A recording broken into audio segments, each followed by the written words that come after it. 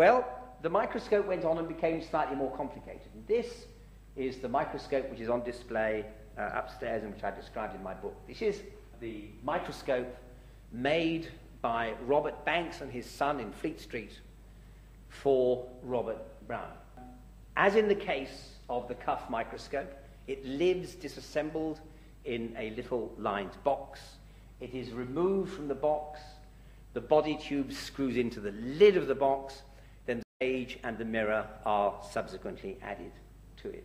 It is a beautiful little microscope. It's crude. It is not refined.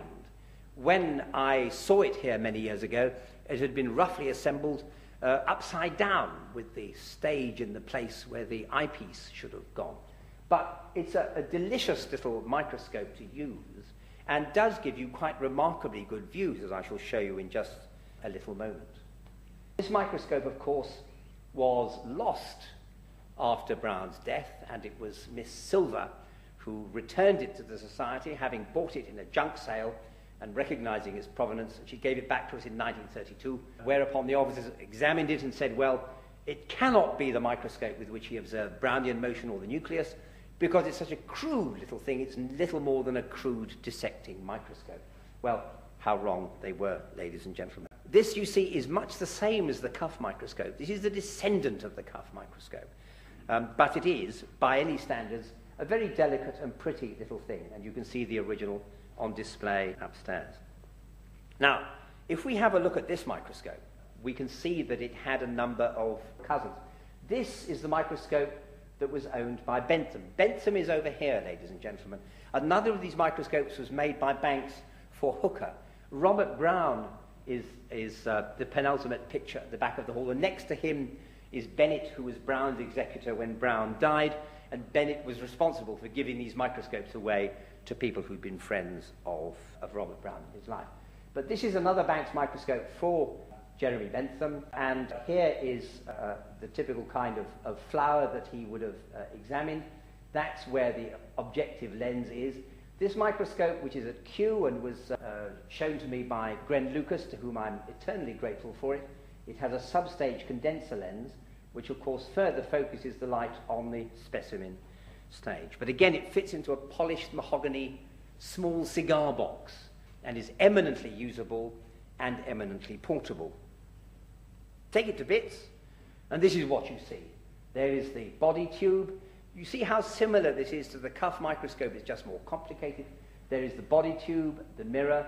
There is the stage. There is a double stage, so that you can swing that one out if you wish. The arm on which the lenses go, and there are all the lens mounts, and those are all the lenses. So, of course, that is a low-power lens, quite like the lens that Linnaeus had, whereas this one up here is a tiny little lens, and that's the kind of lens that give you the high magnifications. The magnification and resolution of a lens is directly related to the radius of curvature, so therefore the smaller, most curved lenses give you the highest magnification and the best resolution. So there are the lenses of that Banks microscope, and we can compare them with the lenses of Linnaeus under the same sort of magnification. So there is Linnaeus's lens, and you can see how beautifully clear and beautifully produced these lenses are. It's not just dirty, it has cloudy striations within the glass. This is the user's eye view of one of these Banks microscopes. You can see the engraving around here, beautifully done. These were by royal appointment in the 1820s. Here is the ivory slider, and there is the lens cup with the lens in the center. And that is, down here of course is the mirror, and that is the way in which a user would have seen his specimen when approaching the microscope. And what could you see with it? Well, this is by popular request. I did show this slide a couple of decades ago in talking about Brown. These are the staminal hairs of Tradescantia. There is a single cell with the nucleus within. And you can see cytoplasmic streaming, of course, along these bridles within each of these cells very clearly. This is with a low-power lens. There's nothing special about that. And this is a specimen of Cymbidium Epidermis. You simply snap the leaf and peel it, and then a monocellular layer will come away from the upper surface of the leaf. Here you can see the stomatal apertures, and you can see, again, each cell and the nucleus quite clearly within, which belies the opinion, does it not, of those skeptics who said this is little more than a dissecting microscope. Properly used, it can give you wonderful results. I want also to say something about chromatic aberration.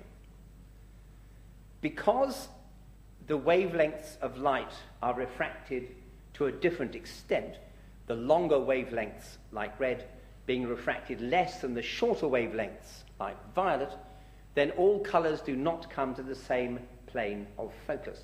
And in consequence, you tend to get what the standard textbooks all describe as indistinct and blurry images surrounded by rainbow colours.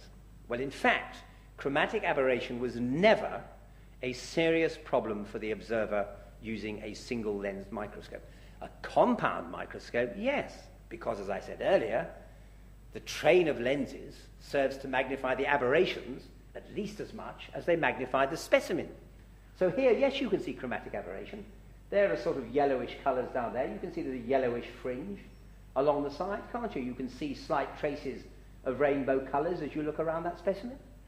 But they don't detract in any way from the clarity of the view and the genuineness, the authenticity of what it is you're observing. You can see, as Leeuwenhoek claimed, can you see sperm cells? Yes, you can, and you can even see the middle piece as well as the tail and the head of the sperm. You saw earlier on how Linnaeus, with his very crude low-power lens, would have seen stamens, much as you'd see them with the naked eye. These are sections across the stamens of lilies. And look, within them you can see all of the germinal cells that are going to give rise to pollen grains in the following season, and the nuclei perfectly clearly. It is a nonsense to pretend that you couldn't see cells with this kind of microscope. They are remarkably good. And indeed, I find it intriguing that all of the major discoveries that have been made with optical microscopes could have been made with these. You couldn't do human chromosome counts with these, but you can certainly see human chromosomes. Here is a root section, and I want you to see with me here the effect of chromatic aberration. Because here you have the yellowish, reddish colours on this side, and the bluish, violet colours down here. You see blue on that side, yellow on the right. Blue up here, yellow on the left. So yes, that's a chromatic image. But the great lesson of these wonderful pictures through the microscopes of our greatly esteemed forebears is that chromatic aberration is not the big deal that everybody has made it out to be. The point of getting rid of it was not to allow you to see things with unprecedented clarity. The point of getting rid of the aberration was because people wondered, are those little things really lilac-coloured? Or is the colour spurious? And by the time you had chromatically corrected lenses from the 1830s onwards, then people could see that, no, these little reddish spots were actually colourless, as they'd always believed they were. But it was a question of getting a pure image that drove the move towards an achromatic lens system. It was not because you couldn't see anything clearly. That is a perfectly good image. And if you want an example, these are anthrax bacteria from that terrorist outrage in New York, 7 or 8 years ago. And a friend of mine sent me over some of his results, and he says, in that white powder, we found anthrax, and we've grown it up. He said, I'm going to send you some micrographs. And these are the micrographs he sent me. This is with $20,000 worth of modern equipment, ladies and gentlemen. And if we have a little look closer, then you will see far worse chromatic aberration on those cells than anything I've shown you earlier this evening. And this is taken with an ultra state-of-the-art. This is by the New York Police Department's forensic lab. And yet there you've got yellow on one side and blue on the other. Far more ostensible, far more noticeable, far more irritating to the eye than anything that I showed you earlier. So, what kind of things could you see?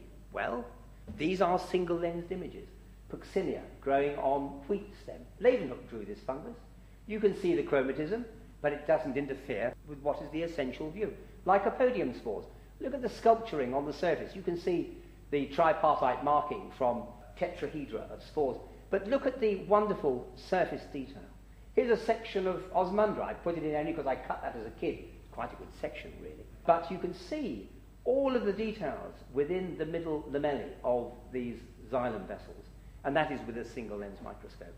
And here is another section of a vascular bundle. And again, you see, there's the yellow and there's the blue. Yes, it's a chromatic image, but I'm sure you can agree with me that the chromatism does not interfere with the authenticity of the microscopical observation itself.